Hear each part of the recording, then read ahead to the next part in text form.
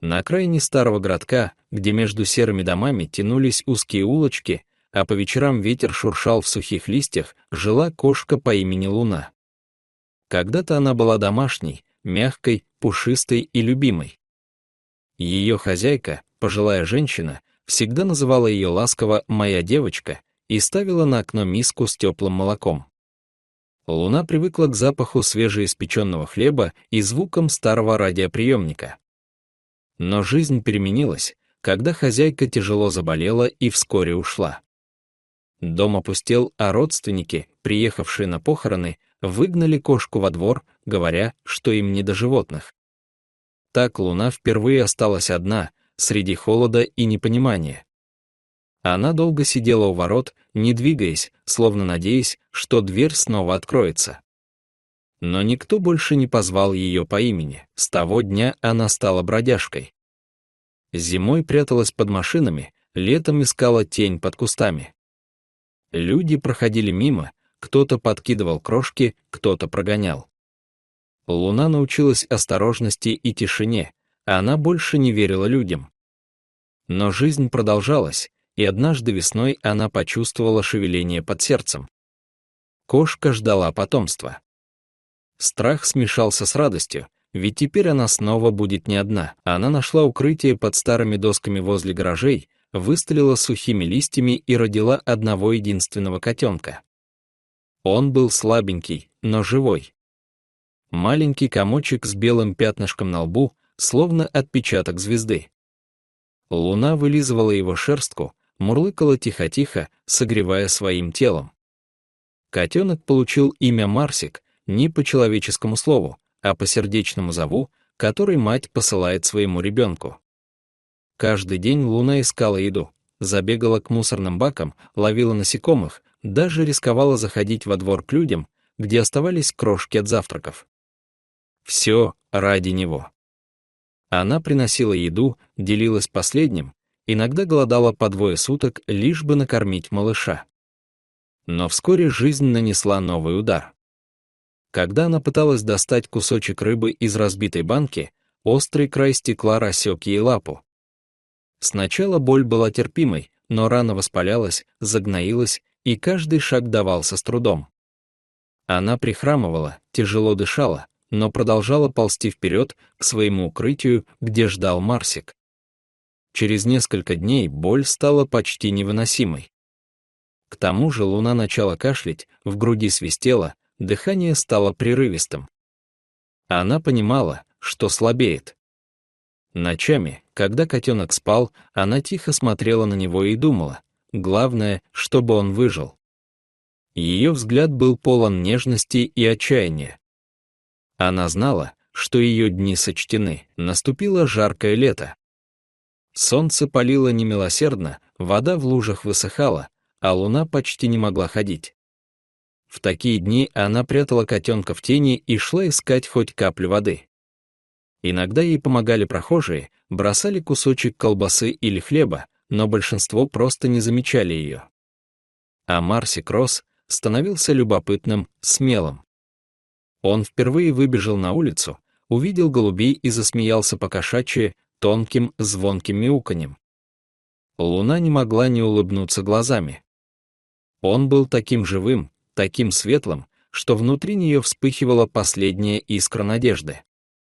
Но однажды, возвращаясь в укрытие, она поняла, больше не сможет жить долго. Лапа распухла, тело дрожало от слабости. Тогда в ее голове родился единственный, страшный, но правильный план — найти для Марсика человека, который сможет его спасти. Она стала подносить котенка все ближе к домам, где жили люди. Сначала к лавочке, потом к детской площадке. Каждый день она наблюдала из-за кустов, как дети играют, как взрослые смеются, и искала среди них того, кто откликнется. Несколько раз люди замечали котенка, подходили, но, увидев больную кошку рядом, отступали. Кто-то говорил «не трогай, заразная», кто-то просто отворачивался. А она сидела и ждала, не двигаясь, лишь глаза ее светились, не злостью, не страхом, а мольбой. И вот однажды утром появился шанс.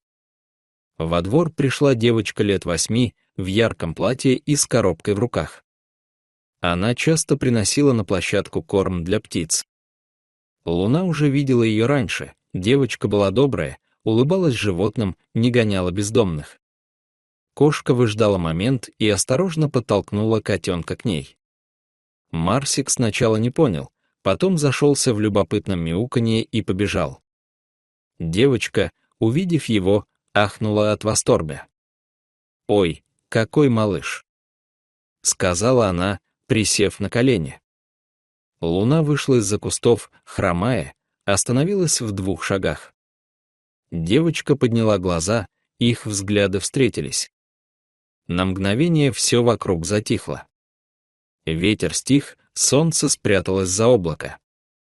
Между ними будто возникла невидимая нить. Кошка подошла ближе, опустила голову, словно кланяясь.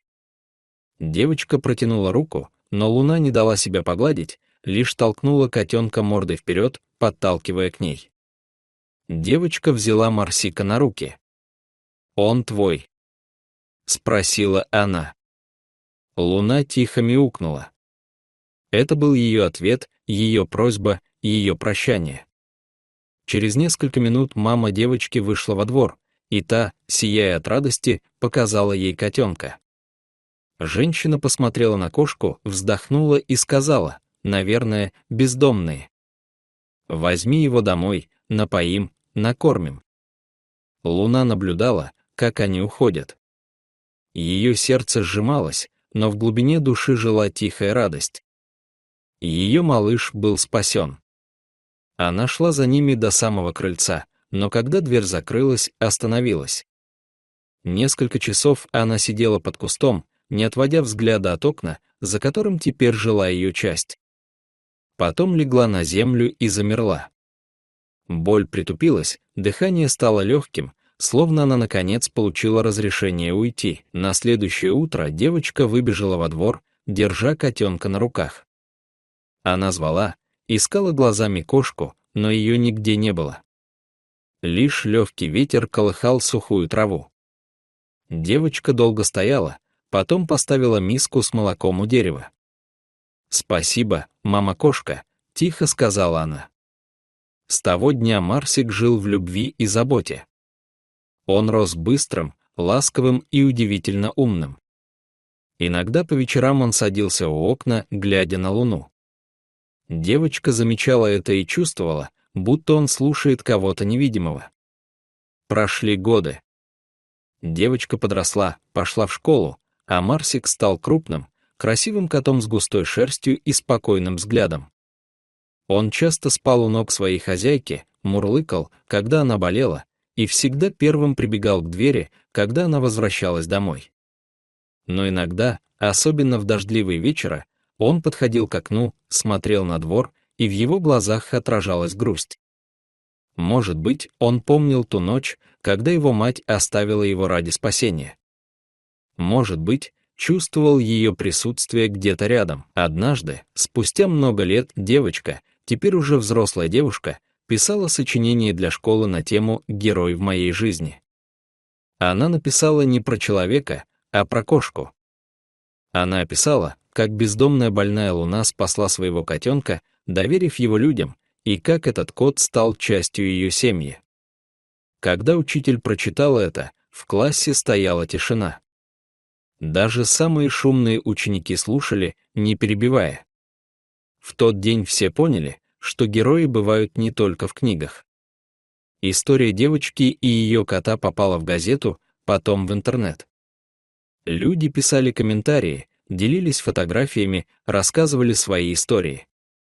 Кто-то написал: «Я сегодня накормил бездомную кошку у подъезда, вдруг она тоже мама».